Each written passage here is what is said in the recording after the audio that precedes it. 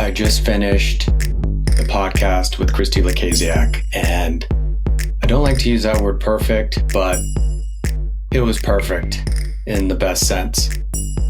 She was open, she was vulnerable, she shared a side of you that I've seen for many years, but maybe that some of you all haven't seen. She talks a lot about her spiritual journey and her journey in forgiving herself for mistakes that she's made in life and on television.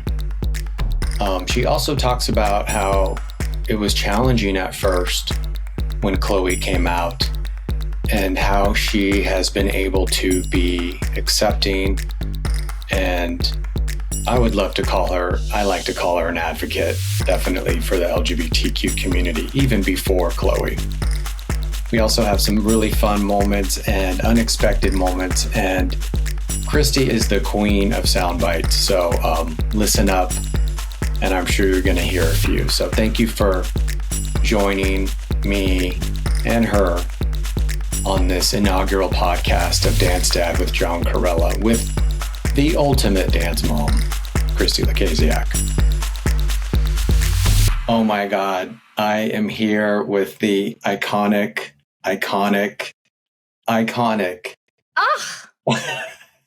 Christi Lukasiak. I can't believe I got 3 iconics. I know, it's very Beyonce. I think she does that in a song, that's why. Does she? Yeah, she does. Oh God, I'm not well versed in my Beyonce. Ugh, I better catch up. How dare I call myself a dance mom? Exactly. But speaking of... I love your setup. Oh, thank you. This is my very collegiate pink setup. But I mean, you have me beat. First of all, what is that Barbie back there?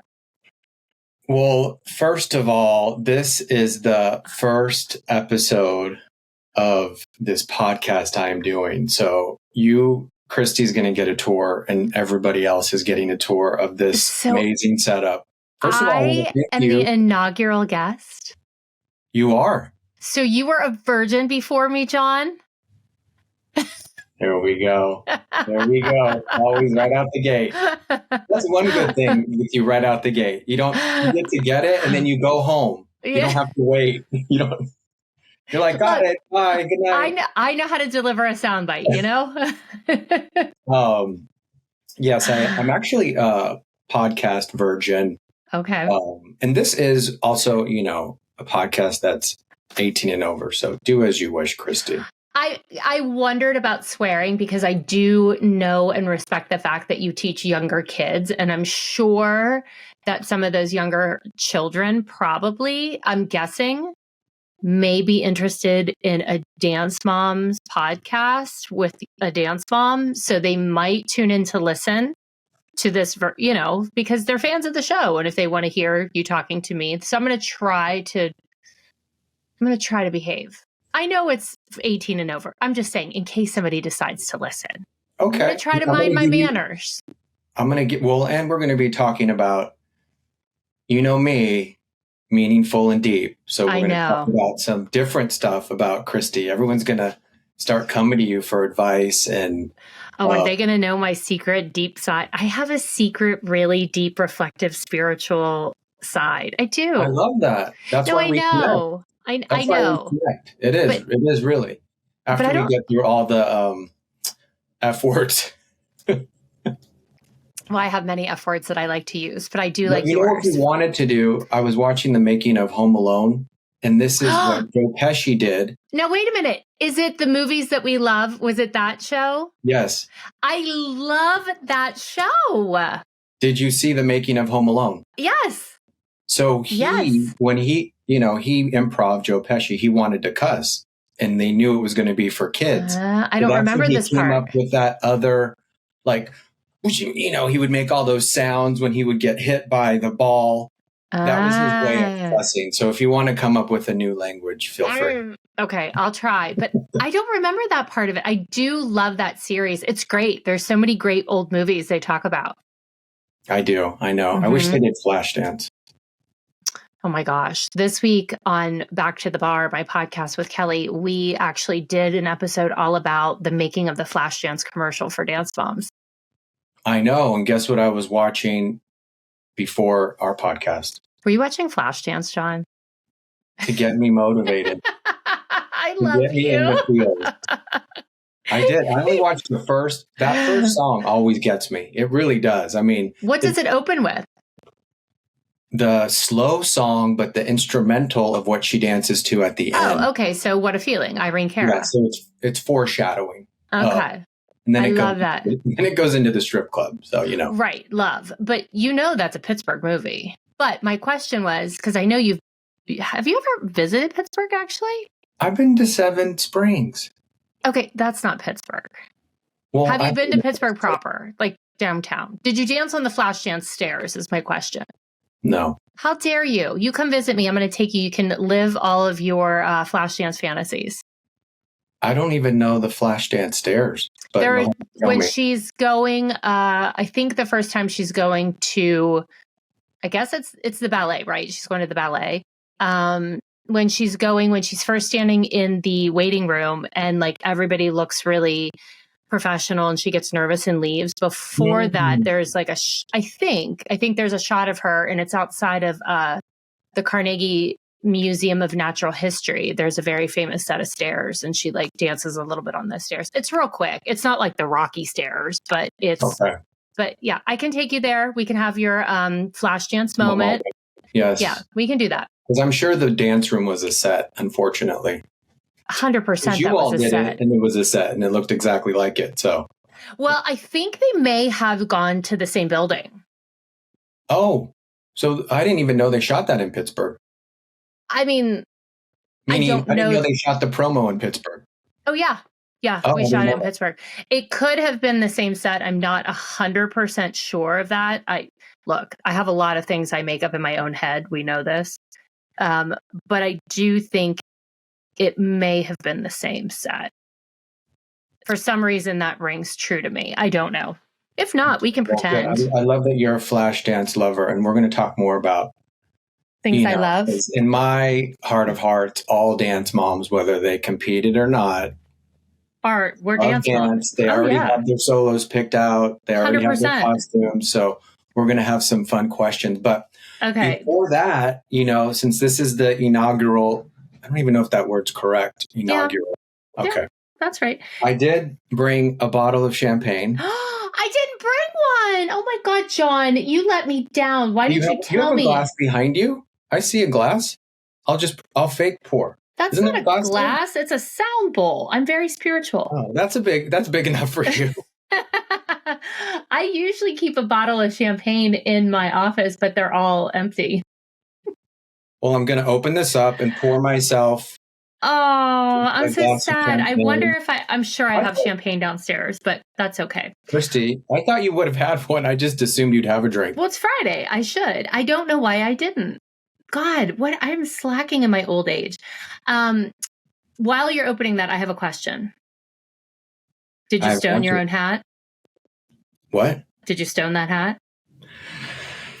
No. And you know what? Stoning's easier now, Christi. Why? How? Tell me everything. Because look, back in the day, you'd have to stone this. Yeah? You just buy stuff. Even look at the mic.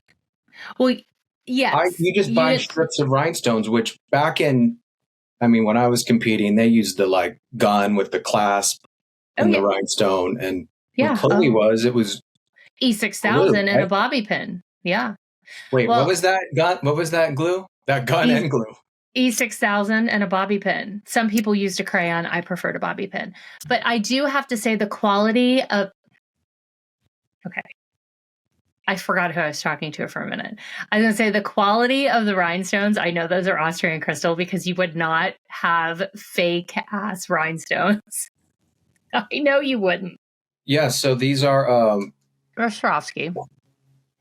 That's where you're a little bit... I can say AB, and I sound pretty cool to dance moms when I say ABs.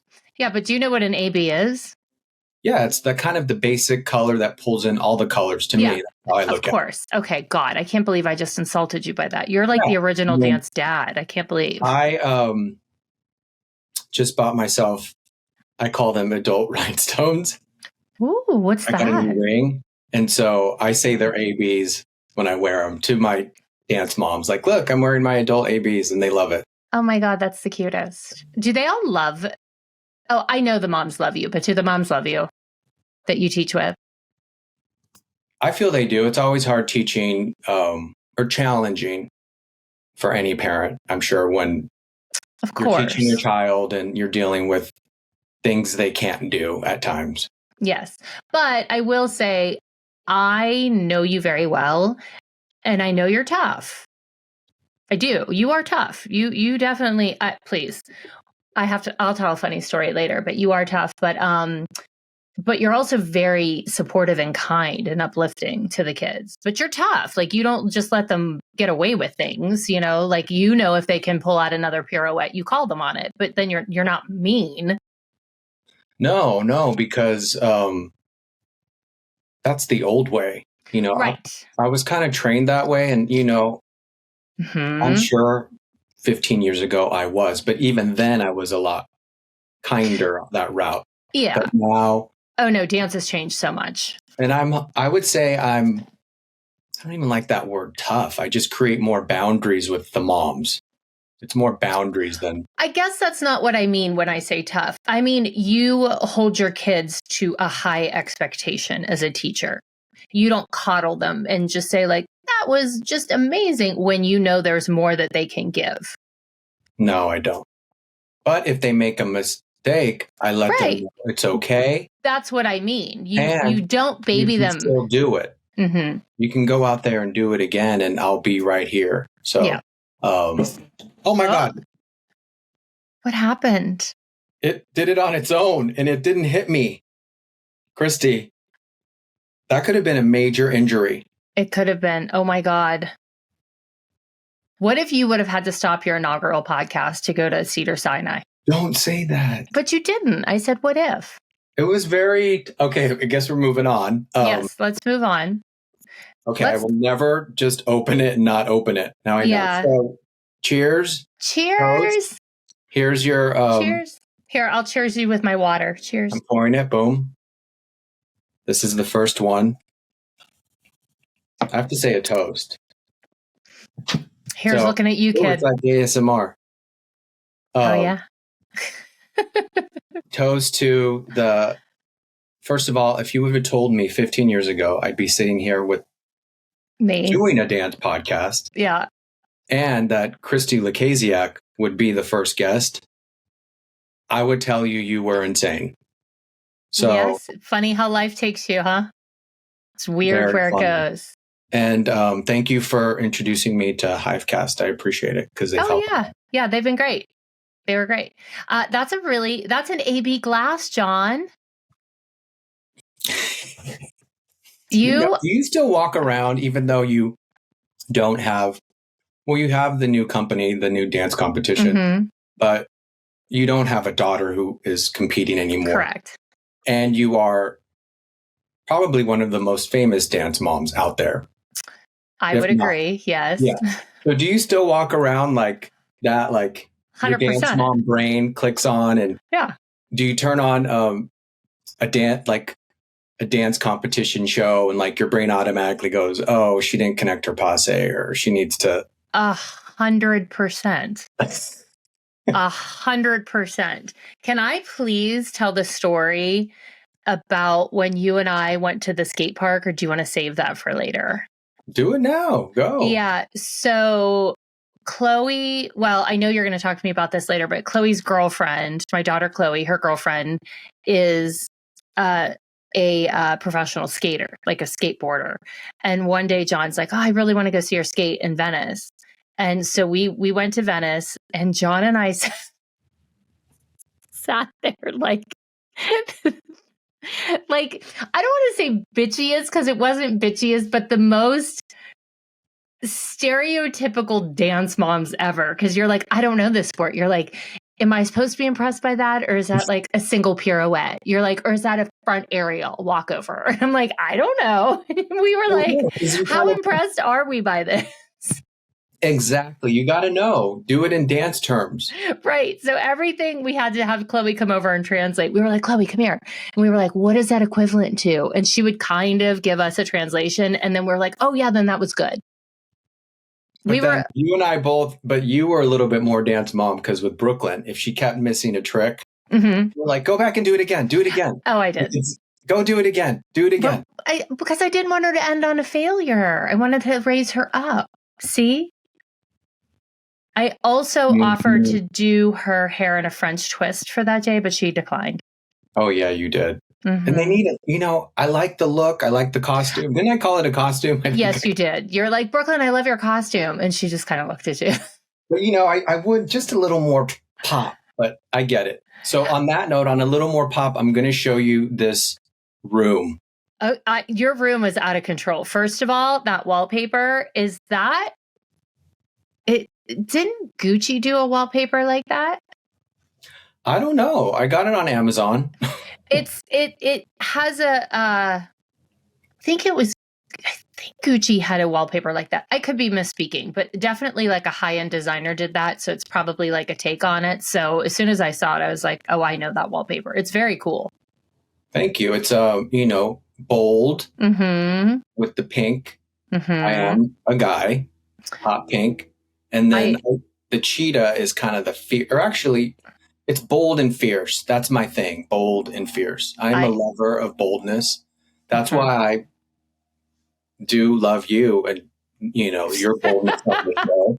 At times, boldness always changes us too. You have to remember, being on the receptive end, it can feel uncomfortable, but it's good because it challenges us to grow. So I have that. And then I'm dying over the pictures of you back there. I see your like 1980s headshot. I know that that's what it is. Was that your Dance Masters photo? I was 5 years old. Were you 5?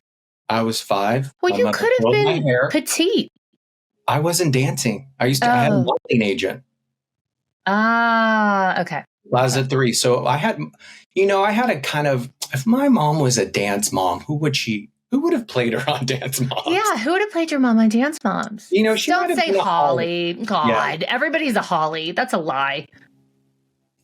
Your mom might have been a Holly, but everyone's like, I'm a Holly. I'm like, no, you weren't. You were a Christi. Maybe a Gina Torres. Gina Torres. Zach's mom. Yeah. Mm-hmm. My mom was more of a watcher. Plus, I think it's different when you have a boy. I do think so. Yeah. But my mom did put me in this. I won't bring it close, but maybe I'll show it. I'll pop it in there. I have that. So I'm going to let you guide this since it's okay. I'm into the Barbie. I need information about the Barbie. So the Barbie I got this year from a friend of mine. You've seen it, but you can't see up here right now. There's a bunch of Barbies that I have. But what Barbie is that? This is a gymnast Barbie. Oh, that's the secret that John holds dear to his heart. He really isn't a dance dad. He's a gym dad.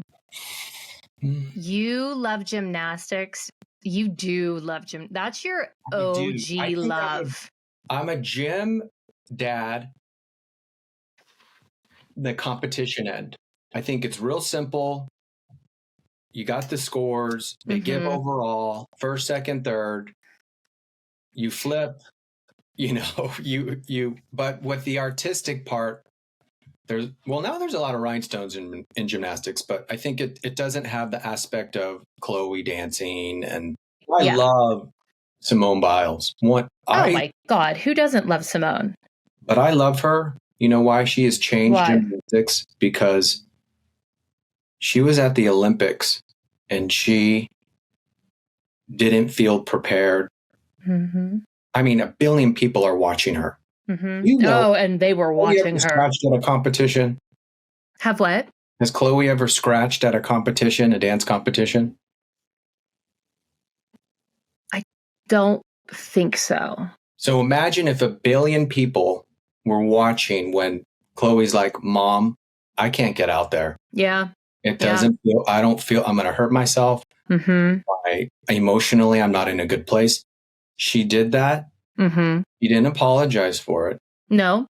She came back and is better for taking care of herself. Yeah. Where that was brave. Yeah, that was very brave. And also to say it was like an emotional or a mental health issue. It wasn't like, ooh, I pulled my Achilles. And I think she got a lot of pushback for that at first. She did. That old way does not like it. They want to keep back when I was younger, it was like, go no matter what. You just go. Yeah. Oh God, yes. Yeah. Rub some dirt in it. Rub some dirt in it. Go. Here's a cigarette. Go light your bottle rocket out back. You'll be fine.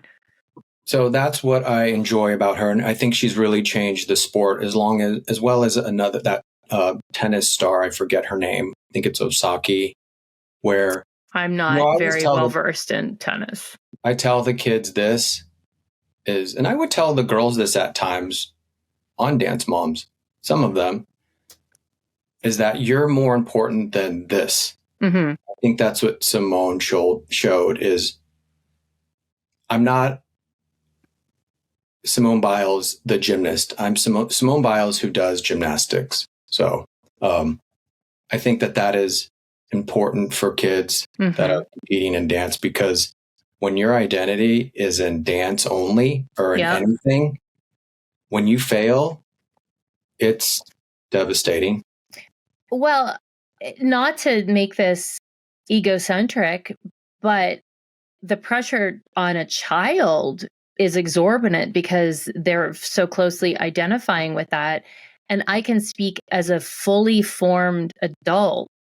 I struggled when Dance Moms was over because people all over the world called me Chloe's mom. And it was the only thing I identified with was, you're this other person's mom. And I kept saying like, but I'm more than just that. So I get that you are a dancer, the gymnast or the dancer, not a dancer or someone who does that.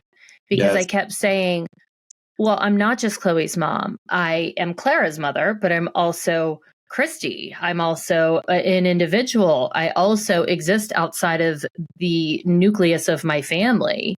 So that was hard as an adult. So I can't imagine the pressure it has on a child or a world-class level athlete who the world has put so much pressure on. And a lot of these athletes, just like our girls, when they were on Dance Moms or young dancers, they are shouldering the weight that most adults can't. And it's amazing that we put that on children and then we're like, oh, you're fine. And then when you really take a step back and you look at it, you're like, wow, that's a lot. And so it is really moving to see someone be able to say like, no, I am more than that. And so I do agree with you that she's a great example. And you did that. No, I mean, Simone did that. What I'm saying is, even by leaving the show, you did that. Because I talked about this before. I think it can feel very hard when that is your identity. You had been on for 4 seasons. I very much identified with being a dance mom. I still do. And I think even women and dance dads, people that are listening right now that weren't on the show, they understand that too. Oh, yeah. I mean, far before there was a camera there, even in your own communities or your own circles or your own dance worlds, like, for instance, I absolutely 1,000,000% knew who Jill was before she was ever on Dance Moms because I saw her at comps and I was like, oh, that's the woman who always wears all the accessories and fur. But, people in those circles and you do become very closely identified as that. And it's not just dance, it's anywhere. As a parent or anything that you do over and over again, that becomes your identity. And I've been on my own self-discovery journey over the last, 6 years to become an individual person again. And how did you go about, what is your self-discovery journey? How do you go about in doing that? Do you pray? Do you meditate? Do you I think that prayer is an overall, I think that's how do I want to say it? I wouldn't say, if you ask me, do you pray? I wouldn't say, yes, I pray. However, I think what I do, if I told you and explained it, you would say, well, that's a prayer because that's what you identify as a prayer. I do a lot of self-reflection. I do a lot of inner work. I do a lot of speaking with whoever I believe to be a higher power, whether it be a God or a universe or just angels, whatever, I know everybody sees things differently. And I think it's all interchangeable. It's just what words resonate with you as a person. But it really, look, I'm sitting here. I journal. I journal every day. I spend a lot of quiet time, reflective quiet time. That's probably the most effective for me, is just that reflective quiet time, which could be meditation. It could just be silence. It could just be like sitting in an emotion and like feeling it and really getting to the root of it. Right there. I mean, women have a great, you have a lot of permission to do that. I think young girls and women, but I'm sure as you get older, it's hard to do that because you got, especially you running your businesses. Oh, I'm feeling anxiety. I don't got time for this. I got to go. Well, and you have a lot of, that word is so overused. Like, you're not supposed to live in a state of anxiety all the time. But then when you're realizing like, no, I actually really have anxiety. Like, I can't breathe. Like, my chest is tight. You're like, where is this coming from? And it's taken me a long time to really get to the root of things, because I will always go, oh, it's this, the most obvious thing. And then I have to go deeper, and I'm like, no, well, what is it about that? Or what is that reminding me of? Or what am I insecure about? What am I worried about? So there's a lot of, I've really come into this later in my life. If you would have talked to me about this when I was like 22, I would have been like, meh. But now that I'm older, and I have more time for myself, I'd like to say I'm a late bloomer. I've really become, I think, a much happier person just because I've done inner work. And honestly, I think therapy is great. I go to therapists. I very much believe in therapy. And it's just nice to talk about yourself for an hour to somebody who isn't going to judge you. And who's objective. I do therapy as well, too. And it's a lot of similar to what you said. Being with the emotion, because even being a gay man, you're still raised like a straight man, so you're not allowed to have your feelings, because you don't come out when you're 5 or 6, because there's no sexuality. That's really true. I guess I didn't really think about that, because I do think a lot of times people will generalize or stereotype gay men as being effeminate or very sensitive. But that's probably, I know that not to be true, because I have lots of gay men who are my friend. And so I know that there's a wide range of that, but I never thought about it from the perspective of growing up and you're still raised to kind of couch those emotions and we shove them down. We are effeminate, and that has nothing to do with sexuality. I think it's because we're in a male body. So when we're younger, they don't like the femininity, so they teach you collectively. Christi can cry, John, you can't cry. Right. So, which is actually such bullshit, because that's so, like, imagine if all of our husbands cried and like released that stress, they probably would be so much happier.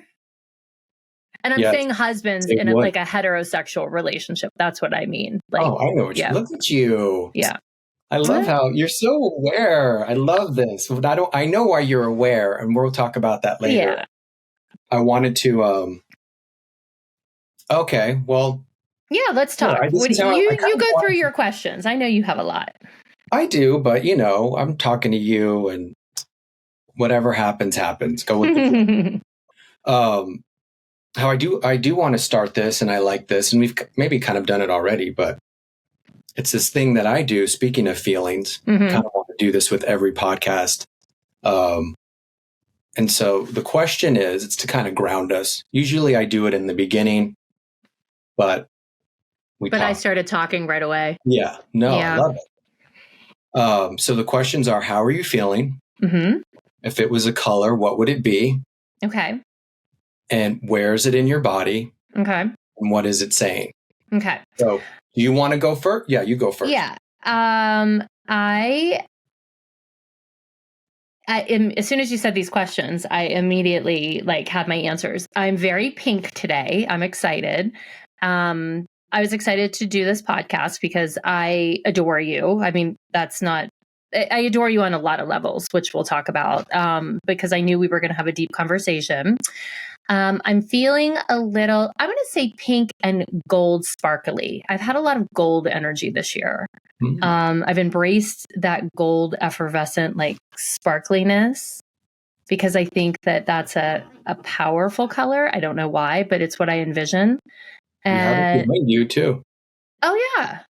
I didn't even think about that. I'm saying pink and gold, and that's what my wallpaper. Yeah, no, that totally is a coincidence. So a little Glinda, feeling a little Glinda bubble. Or Galinda if you're a Wicked fan, not Wizard of Oz. And I would say my energy, where is it? Probably my heart space. I mean, I feel like that's where a lot of energy comes from, right? Sometimes. Yeah. Sometimes it can be, in the throat. I always think a lot of times for me, it's in the throat or in my face sometimes. Oh, that's interesting. It might be my throat now that you're saying that, because it was definitely higher in my chest. Let me, maybe in that general area. It would be excitement. Is that what you said? Yes, but I'm also going through, I tend to live very, all of my alignments in the world, all my spiritual alignments tend to be very up here. I'm very in my head. So grounding is something I always work on. I'm always grounding myself where I'm sitting. I have my sound bowls that we were joking about. I focus on grounding with those. I'm always trying to ground myself a little bit because I'm very fairy floaty. So I would say I'm feeling grounded today, which is actually a good feeling for me. Yeah. I didn't know you did sound bowls. I totally missed that when you said that before. Yeah. Sound bowls are actually, I mean, they're designed for a million reasons, but they're different. The different notes affect different chakras. And I am all of my higher chakras that are always activated because I'm a very in my head person. Sometime I'm going to have you do your human design chart and we're going to go through it and we're going to talk about you. Ooh, I know. We'll talk about it. You'll love it. Chart. Okay. Google that. I know I'm going to after this. Yeah, I'll do yours for you. I mean, I'm not a reader, but I know enough about it that I can do yours for you. It's fun. It's really accurate too. It's kind of like a combination of astrology and chakras. And there's a couple other Eastern modalities that are involved in it, but I can't remember what they are. But anyway, we'll read your chart. We'll see who you are. No, I want to, and thank you for sharing and being so open, because I know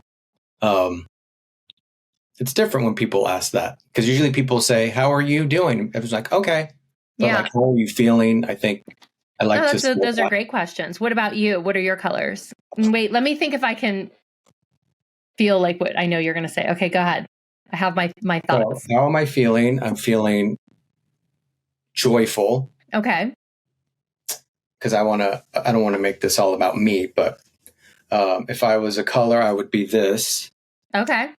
What is that? Fuchsia?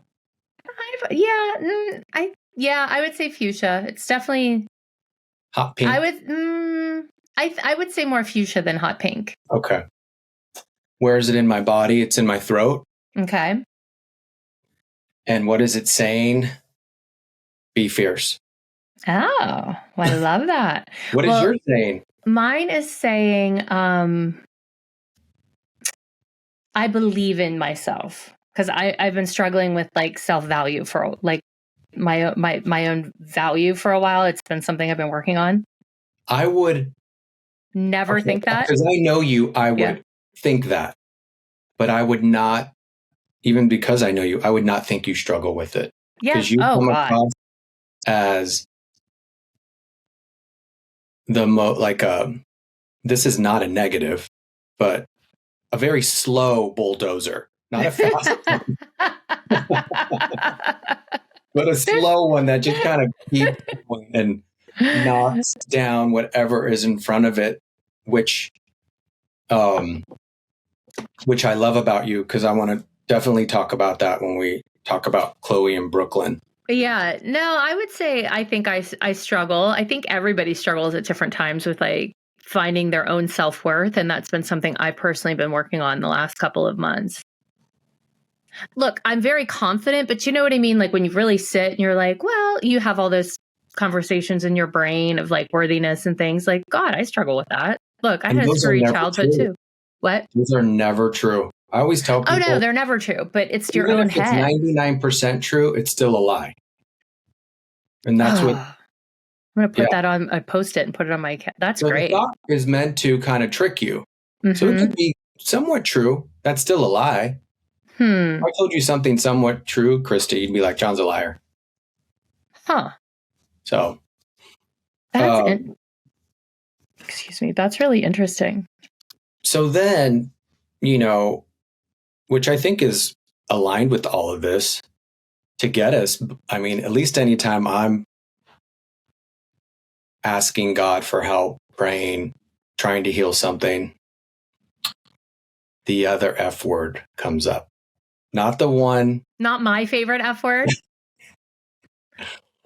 Finances. No, my favorite F word, forgiveness. You are a forgiving soul. You are always like, you need to forgive. Because sometimes I will text John something and I'm like, ah! And he's like, the most powerful thing you can do is forgive. I'm like, I hate everyone.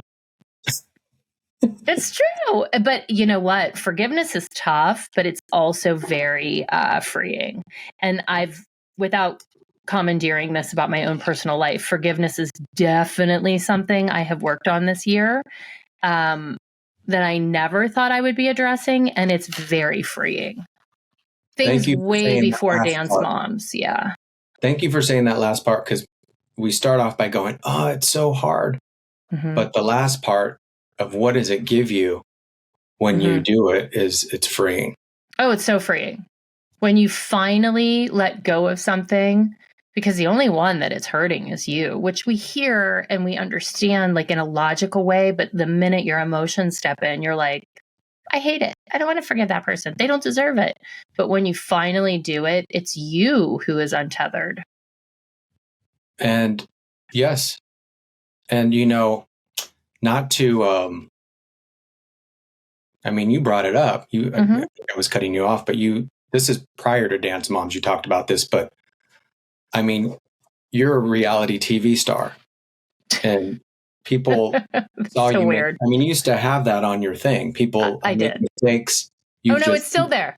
Oh, it is. Yeah. That's my favorite thing I've ever used. That's my description. It goes, I make mistakes. Some have been on TV. That is my tagline in life. It's true. So collectively, we make mistakes. Dance moms at dance competitions, they do it in front of a group of 5 women, maybe 10. You did it in front of millions of people. How did you forgive yourself looking back? And did you? I'm not assuming, I don't want to assume either that you thought you didn't need to, but looking back at yourself at mistakes you made. Oh, I mean, I'll be completely honest. There are still things that I struggle with because they're so egregious when you go back and you watch them. But I think the way I look at it is that for most of the world, the mistakes that you make are over. They don't exist. You know what I mean? Like once they're over. And what I mean by that is the only thing that exists is the present. Like if you go back and you were like, the Civil War happened. I heard somebody else give this example. This is not my example. You would be like, okay, yes, the Civil War did happen. But if you said, go outside right now and show me evidence that the Civil War happened, you couldn't show anybody evidence. It doesn't exist. The only thing that exists is somebody telling you it existed or the memory of it. So to me, everybody's past doesn't really exist. The only people holding on to it are the people retelling it or your own brain. However, when you make mistakes that are repeated on streaming services, those mistakes still exist. And I'm like, yeah, they happen over. Damn it. I'm like, can we please? Like, I have a hard time getting past some stuff because I will still see clips of my worst behavior. And I'm like, I get it. I was terrible. Like, I don't know what else to say. So sometimes that's a little hard, but I always look at in the moment, having all of the experiences I had up until that exact moment in life, the decisions I made were exactly the decisions that I was capable of making with the information I had. You know what I mean? Like, I would make different decisions now because I have different information. But at that point, I thought I was making the right choices of what I was doing for the most part. I mean, there's still some things that I'm like, oh, that was terrible. But I had to look at it and kind of forgive that person because she was doing the best she could. You know, I had a lot of different things happening. Nobody will ever understand what it was like to film that show unless you filmed it. I mean, you know, because you saw it, but I mean, to actually sit in it every single day and to have that stress and that anxiety. I was trying to survive. I really was. And so it's easy to forgive yourself when you look back and you're like, girl, you were in survival mode. And the fact that you even got through it is admirable. Do you do that as well to other people that you know? Are you that? Is it easy for you to do that to people if you know where they're coming from? Yes and no. That is something I work on, you know, because I do give some people grace and then other people, and that's a struggle. I mean, that is something that I personally have struggled with that I try to do, but it's hard. It's a work in progress. Hopefully someday I can be like, absolutely. But when I said there are people that I was going back and forgiving before the show, obviously I'm talking about like family issues and family members. So that has been incredibly freeing. I mean, there are still people in my life that I still struggle with forgiveness. I think I will get there someday, but it's hard. And I'm working on it. I'm doing the best I can. But I've also learned to remove myself from situations that drain my energy, like being around those people or rewatching things. And the other thing that has actually been a little bit therapeutic about forgiving myself and starting to forgive other people is rewatching the show. It's incredibly hard to do, but it forces me to relive that moment and kind of look at it from a different perspective, because I do look at it a little bit differently this watch, because I didn't watch it. I feel that's what forgiveness is. You know, I love me some Jesus. I know you love some Jesus. And so, you know, there's a thing that he says, you know, when somebody slaps you, turn your other cheek. Mm-hmm. Well, somebody was teaching about that, and it was more turn your other cheek means there's another perspective. Not literally, you know, let them keep hitting you. Right. But there's another perspective of looking at what they did to let them off the hook. Yeah. Yeah. I mean, sure. And again, I guess my question is, how do you, that's fine if you live in your own little Glenda bubble that you live in. But what about the people on social media that constantly bring it up to you? That same mistake over and over again. And over and over. Well, you get a really thick skin. You learn how to protect yourself from things like that. Like, there are things I just don't read comments about. Like, I just don't. If people send things to me, I might look at it and then I have to make a conscious decision to delete it or to not dwell on it. Yeah, I mean, anybody can sit and ruminate on something. I have to be very deliberate about being like, nope, I'm not going to dwell on this. That was 12 years ago. I'm not that person. I mean, that's the only way you can get past it. Your focus. You have to focus. You have to switch it. And unfortunately, I mean, it's not just me, anybody on social media. Like if say you post a picture and you look a little like heavy, I'm not saying you do, but you know, whatever. And people come after you and they're like, you're so fat. And you're like, wait, what? And like, then you dwell on that forever, you know? So it's anybody. You have to kind of decide what you're going to focus on and take away that power by not focusing on it. Because if you dwell on it, that's all that's going to keep showing itself to you. Oh, you know, you said that word power, you know, and obviously these days people like to take away people's power.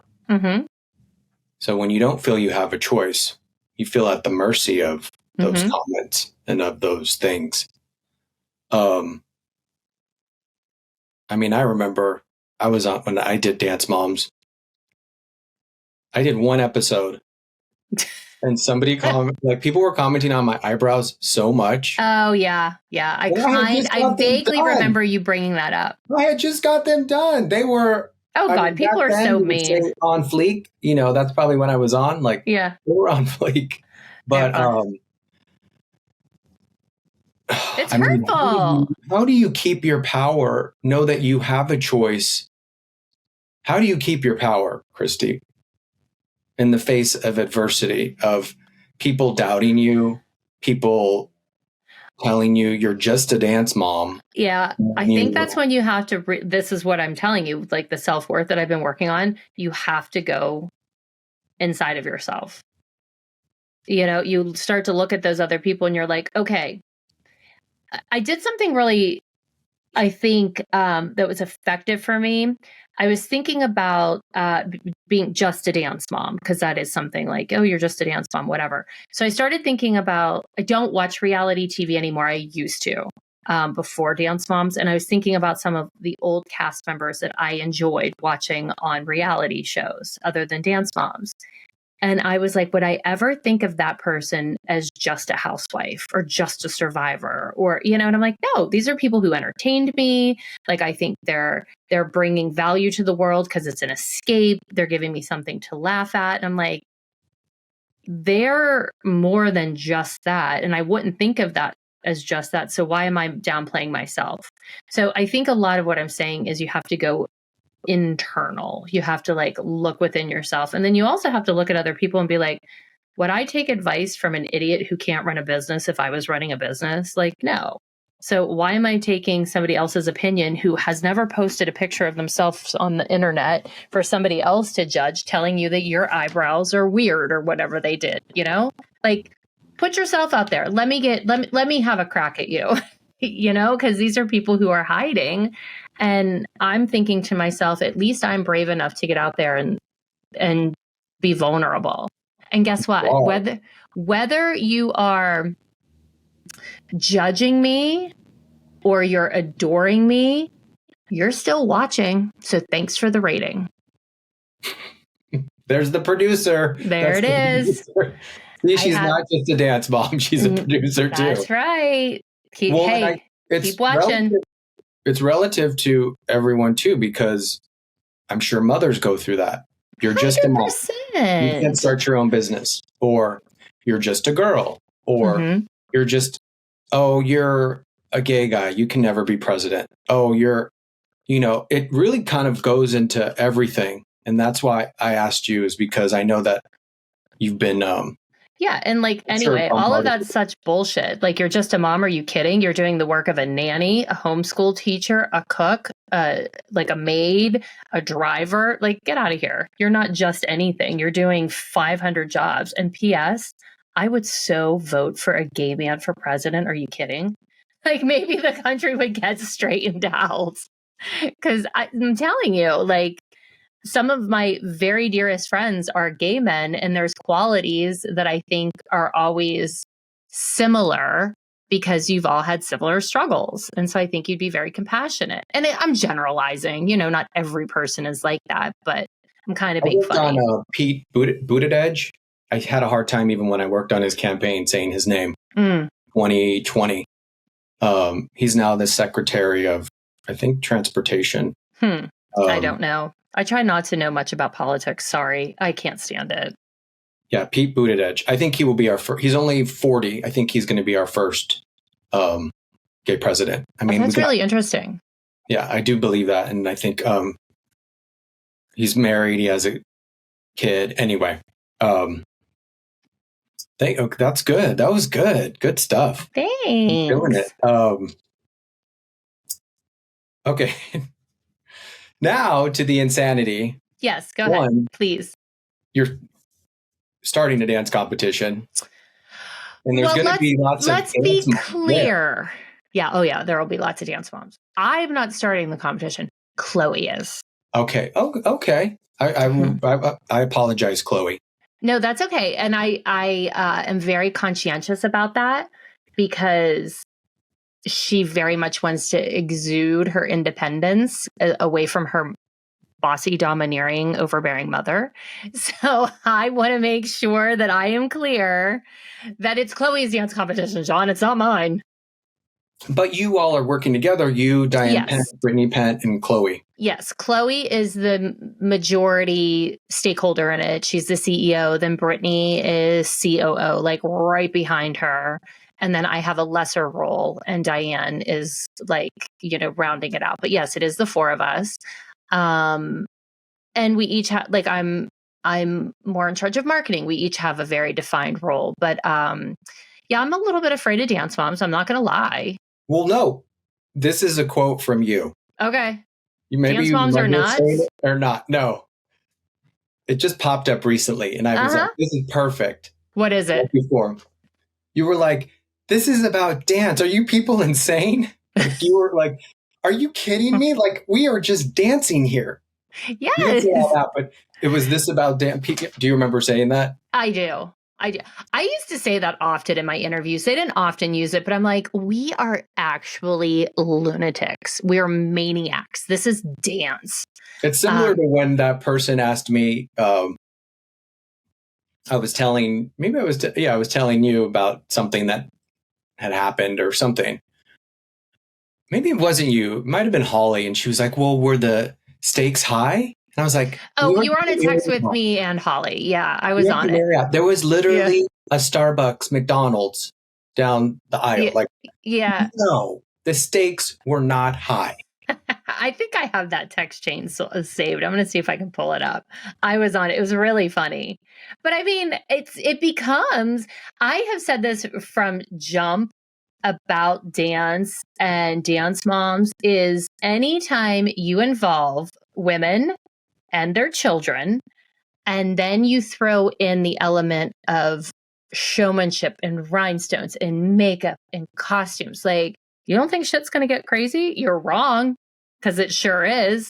And I will sit there and I will count how many rhinestones you have on your hat, and I will make sure Chloe has one more than you. So I know Chloe. I love that you said that. I know Chloe, and I know you, and your personalities, there's parts of them that are different. And I'm sure people know that. Oh my God. They haven't seen really, and I know they're going to see her for the reunion more as a young as woman. an adult, right? Yeah. But, and maybe this is a question for her, but how are you going to be able to, how is it different? I feel as though Chloe wouldn't want the insanity at the dance competitions. She won't. Her whole premise for doing this is that she wants to create an experience probably similar to, I think you and Chloe have parallels, where you have high expectations and you want to see amazing dancers, but you want it to feel uplifting and positive, and you want people to walk away with more than just, you happen to have the greatest développé or you were born with the most beautiful foot. Like, dance is still important to lots of people for a lot of different reasons. And I think she wants to be a source of power for people, not to just only focus on the negative. Like, oh, you always get second. Second is the first to lose, whatever. I think she wants people to not turn their back on something because of a negative experience over and over and over, like what happened to her.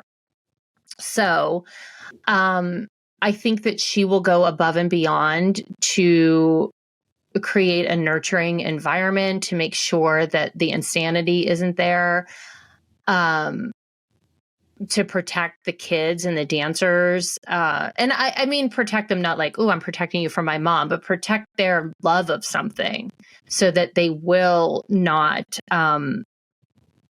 have like that deep-seated. And because what I mean is, all of Chloe's experiences obviously are very specific. She was on a TV show. But what I'm saying is there's lots of kids who have left something that they love because maybe they had somebody who wasn't supportive of them or beat them down because they weren't the best. And that's really a shame, because there are so many valuable lessons that come from dance that might not just be about the technical aspect of dance that you're missing out on because all you're focusing on is your teacher telling you sucked.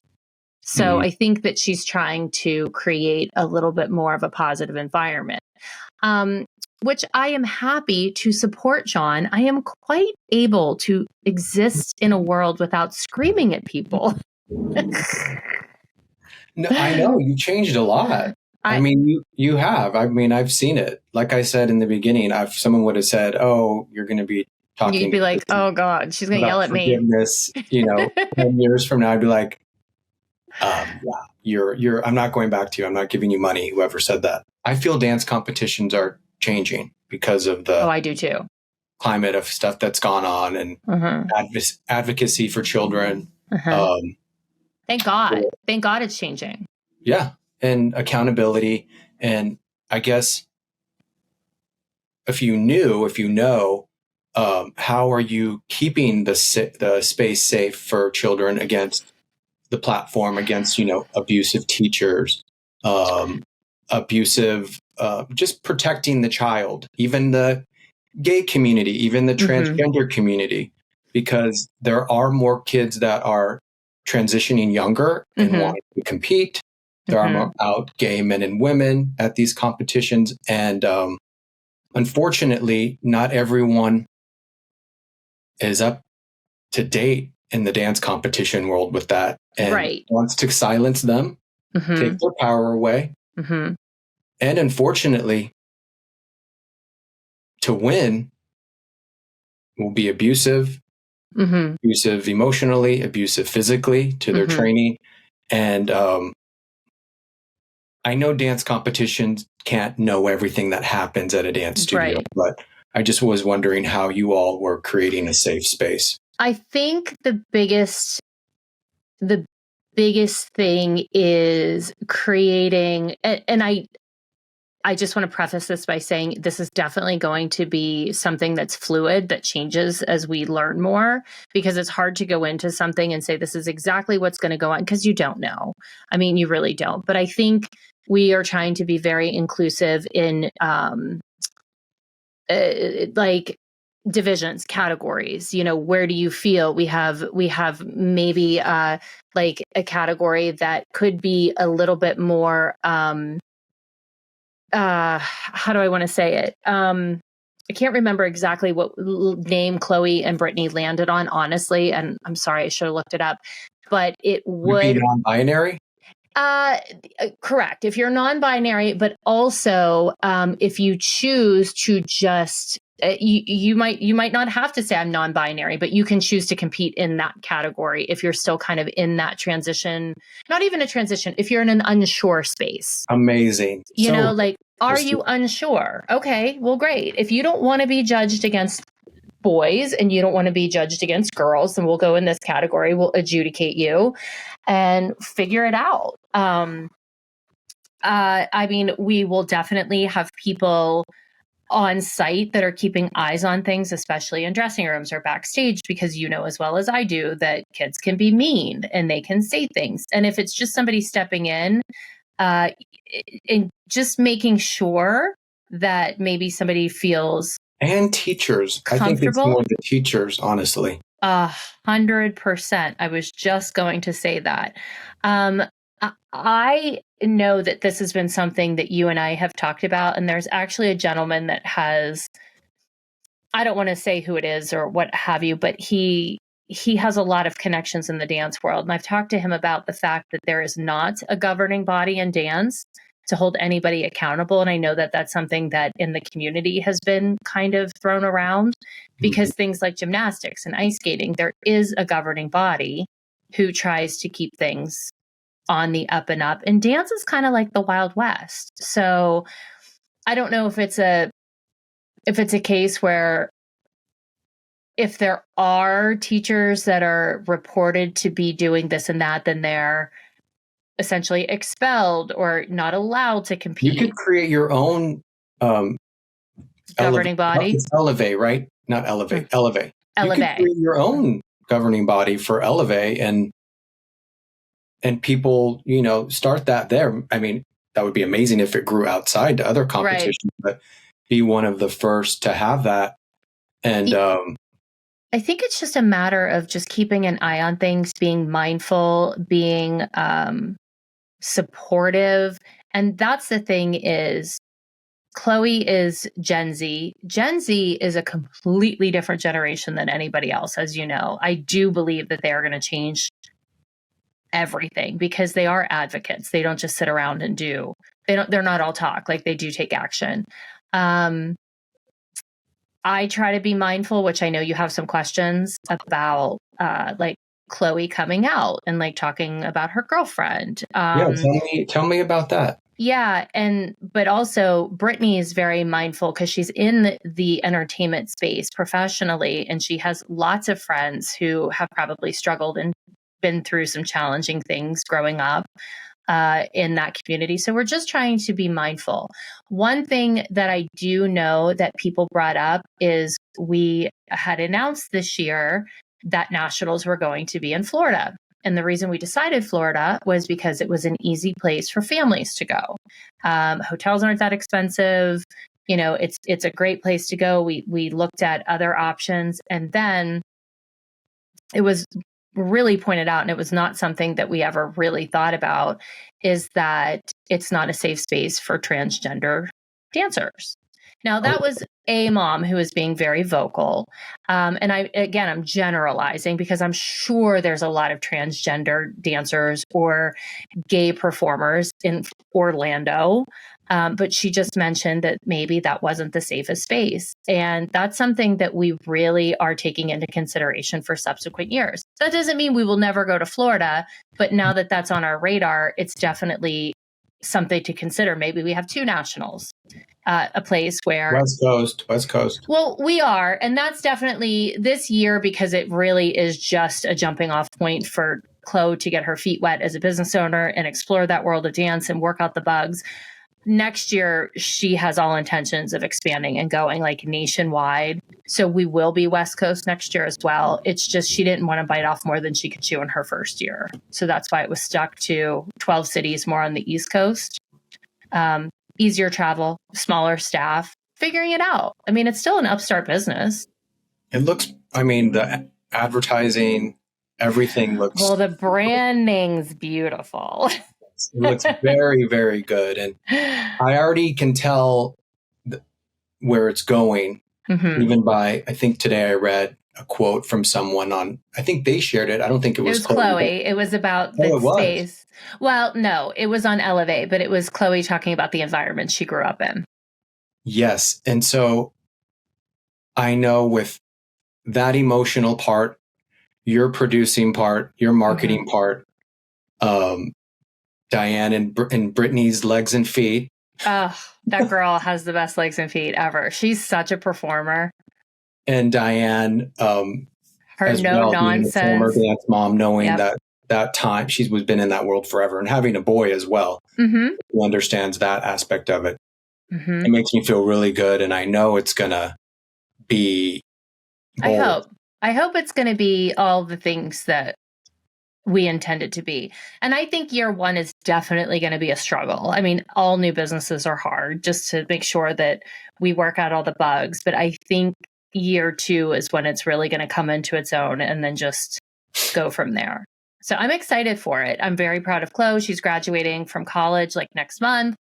And then she's stepping right into her own business, which I have to say it was never planned that way. It just went that way. And it's wild to think about. She's following in her mother's footsteps because, I love a business. I'd love to judge too. Well, John, you will judge. Please. Are you kidding? At some point, you will absolutely judge, which we'll talk about. I love talking to moms and dance moms. They always make me feel good I think when you talk about your children, that's when I can really kind of feel the mom vibes from all of you. Of course. So, Chloe a few years ago came out, and now I've met Brooklyn. My bonus daughter. I'm sorry? I said, I call Brooklyn my bonus daughter. Oh, she's my bonus daughter. Yeah, Brooklyn's amazing. So, I know people, and I can say this, my parents weren't as accepting when I first. John, I had a really hard time with that. You know that. You were one of the first people I called, and I didn't know how to handle it because it was not something I was expecting. It was very now let me say one thing, and I'm not making excuses for myself by any stretch, but when Chloe came out, there was a lot of other things couched in it. Like, we've had a lot of difficulties after Dance Moms, because really Dance Moms was hard. And there was just some things that were said that were very hurtful, that weren't necessarily anything to do with that announcement, but just about me as the type of mother I was. And it was a very painful time for me as a mom. And it was hard. It was really hard. I think what I can say is I was terrified because she has such a big online presence and people are cruel, that I was afraid of what the acceptance would be. And so I kind of felt terrified. And unfortunately, my terror presented itself in I probably wasn't the most supportive I could be. No, I'm not even saying I probably wasn't. I wasn't the most supportive I could be because I had so many emotions. Like, I thought she was going to be judged. This was going to be hard. Her life was going to be hard. And I projected all of my fears and insecurities on her when in fact, she was being the bravest human that I could ever have hoped to have raised. And when I look back on that, even with me being like, like flipping out and just not knowing how to handle it, she was still so fucking brave and like stood and said, no, this is who I am. And I'm proud of it. And if you don't like me, I don't care. Unfollow me. Don't, whatever. And it just, that to me just goes to show, I always said on the show, I wanted to raise somebody that I liked. I would always love my children. And not only have I raised somebody that I like, but I've raised somebody that I hope to be like.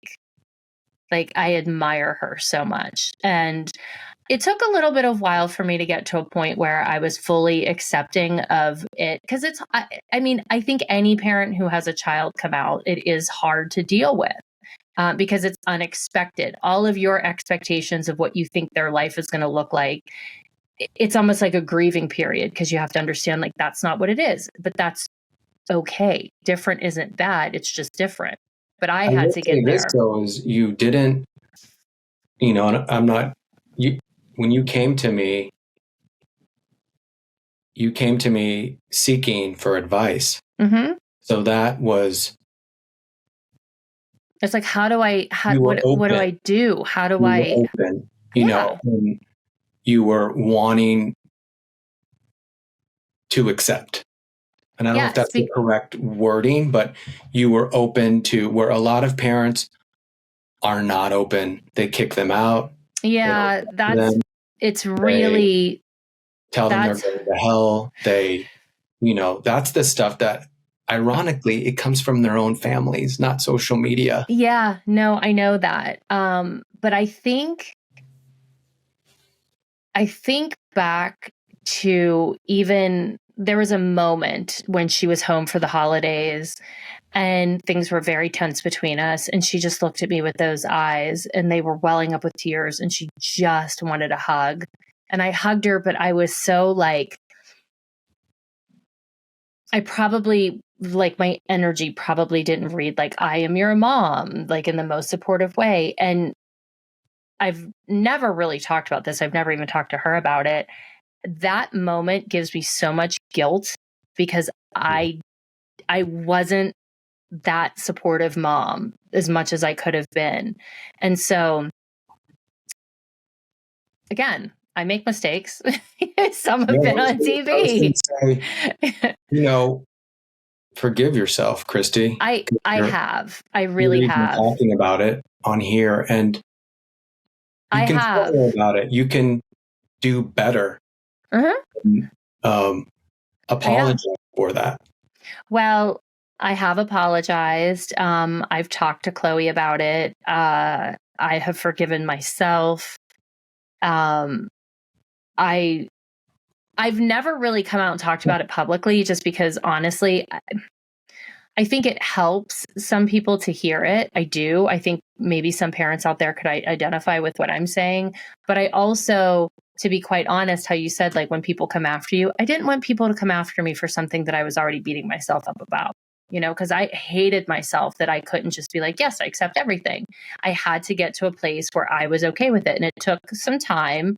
And now I could care less, in the sense that it doesn't, I don't want to say I could care less. That's not what I mean. Now I support whatever choice either of my children make wholeheartedly. I absolutely adore Brooklyn, who Chloe has been dating now for 3 years. She is my bonus daughter. She calls me her bonus mère, which is French for mom, which Chloe calls me mère. I love her. I love how much my daughter loves her. I love the support they have for each other.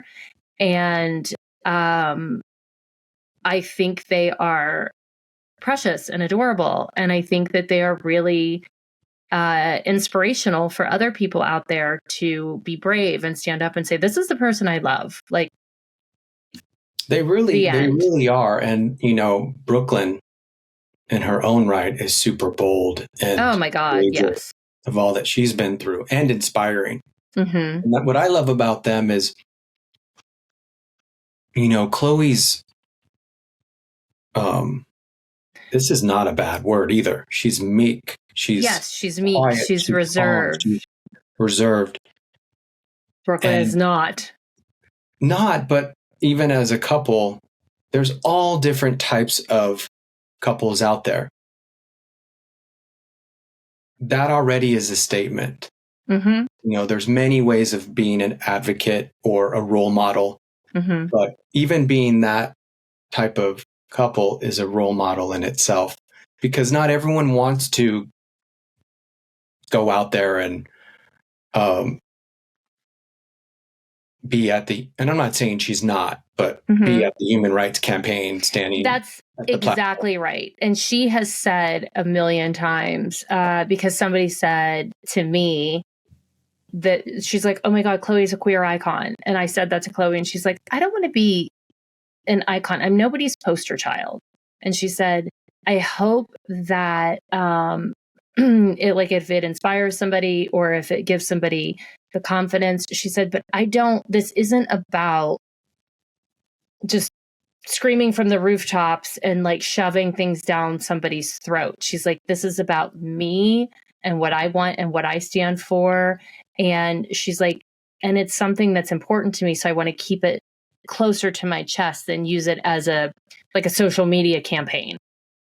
And I'm going to say this too, to anyone who's queer or gay or in Chloe's position or my position, and maybe to the people that are watching them that aren't in that position, they can do it however they want. 100%. At times I would feel pressure to, I guess, do it perfectly, come out perfectly. Yeah. When I was the one in pain. So no, if anything, the ones that aren't in that position, to me, have more responsibility, give more grace, more mercy, more forgiveness, because we're all still figuring out it's as individual as a person. And how to be open in a world where you can be attacked for it. So that's kind of, and I want to kind of say this because I feel I'm correct in this, but if I'm not, let me know. I feel your problem or your hard time with it, your challenge with it, was not moral, was not religious, was not anything that like that it was maybe more of a, where moms can understand, of an idea of what you had for your daughter. That's exactly what it was. That's all it was. I am very spiritual. I'm not religious. So for me, it's not, oh my God, you're going to hell, which I know that is oftentimes, a parent's issue. It was literally, I was having a hard time, what you said, the idea, like I had always envisioned Chloe walking down the aisle to marry a man. And it was just all of those things changing and shifting, which felt very like I was on a merry-go-round. I was very unsteady with where my brain was. So it was just, I had to find my footing. I had to figure it out. I had to figure out how it fit in. No, I didn't have to figure it out. I had to become accepting that that's what it was. And it's just, I like to be a boss. I like to be in charge. I like to tell my kids what to do. And I'm like, that's going to be hard for you. And I'm like, don't do it. I'm like, that's not my choice. So it was a lot of like letting go. It was a lot of my expectations, like learning that you can't force your expectations on another person and letting them be their own person. I think more than anything, it was probably a control thing for me if I really got to the root of it. I don't know. But you know what I mean? Well, like, that makes sense. I mean, most dance moms are controlling. Hello. Yes. I mean, whether it's the stage or in life. Yeah. Yeah, absolutely. But I will say I'm very, very proud of my growth. It's not my best time in life, but I think it's okay because, again, I don't do everything perfectly. Just like you said, not everybody comes out perfectly. Not every parent accepts perfectly. That doesn't mean they're not going to get to a place where they can't or won't. And it's going to be the best thing ever because you're going to look at your child and go, I have given you the ability to be so brave and so sure of yourself. That is a gift. And your gift, by watching it, is you don't shame her. No. You don't treat her any different. No, in fact, I said if they ever break up, I want Brooklyn, not Chloe. No, I don't shame her. And I don't. But a lot of parents do. Yeah. They really do. And I know you don't live in that world, but I know some people listening know that. And so even here, and some parents might be listening that in the future their kid might come out. So now you kind of know on and what I love is you came to me and asked me. You were like, I don't know exactly, but you were like, John, I know this is hard for me. I know you're a gay man, but you know, and you were so sweet and open. And I was sobbing. I was in Boston. I went down to the hotel lobby. I didn't know how to wrap my brain around it. But you didn't know. I know some parents, I wish they would open their mind more and go talk to a gay person. Talk to, I know some people recently who had a dinner party. I'm going to call it a barbecue. It wasn't a dinner party. Let's be clear. It's a barbecue. Nothing with barbecues, but they were like, oh, we're not going to invite these people because they disagree with our politics. We love them. Oh, God. Yeah. And I know you don't. I'll just hit this real quick because I know politics turn your stomach. And I said, so you're not inviting them because you want to just all complain about, you all agree and complain and talk politics about what you already believe. You don't want another side to it. The funniest thing about this, knowing you, is I'm assuming, just making an assumption, that the person they didn't want to invite would disagree with you. Yes. Yeah, that's funny. And you're advocating for the person who's going to disagree with you. And if you're going to have a barbecue and talk about gay rights, have a gay person there. If you're going to talk about racism, have a black person there. If you're going to talk about transgender rights, have a transgender person there. If you're going to talk about women's rights, have a woman who's gone through things that they're talking about. So that goes for, I've had to do it my whole life. I mean, the amount of times I've been to a straight dance in high school, and I wish it was a gay dance. I mean, I've been there already. Oh, I've been at John. So there's that. But I love this. I love it all. I think that it's been perfect. Oh, hard eyes. I don't like to use that word, but we definitely got titanium. Oh, I love a titanium. Oh, titanium or a diamond. I like a diamond too. But titanium's amazing. Well, good. I'm glad that this inaugural podcast went well. I do want to end on a fun note. So this is going to be like a rapid fire. Yeah, like as quickly as you can. Okay. I kind of did it already, but all right, let's do it. Favorite dancer? I'm going to go with Mikhail. Oh, good. Favorite dance movie? Center Stage. Favorite style of dance? Musical theater. I know everybody likes lyrical. I actually really love ballet too. Sorry. Yeah, you do. You used to have the Nutcracker on your phone. I do. And we go to I have a daughter named Clara, for God's sakes, but I do really love a great musical theater number. Okay. Yeah. Don't defend yourself. I'm not. I'm very proud. Favorite choreographer? I don't know. Maybe Fosse? No, I was going to say Fosse, but no, I'm going to go a little different. I don't know who did it, but I love the choreography in Chicago. The movie, I know Fosse did Chicago on Stage. I like the movie. I love the choreography in Chicago. I think it's Marshall. I've worked with Rob Marshall before. He's from Pittsburgh. Yeah, directed, as you know, but Joey Peasy. Yeah, I love the choreography in that. I feel I know the answer now, but favorite Broadway show? Wicked. Yeah, you started off with that. Mm-hmm. And you might have answered this many times, but I didn't know it. Favorite Chloe dance? Oh, Dream on a Star. I picked that music. I know you did. Last but not least, in one sentence, the boldest thing you've done?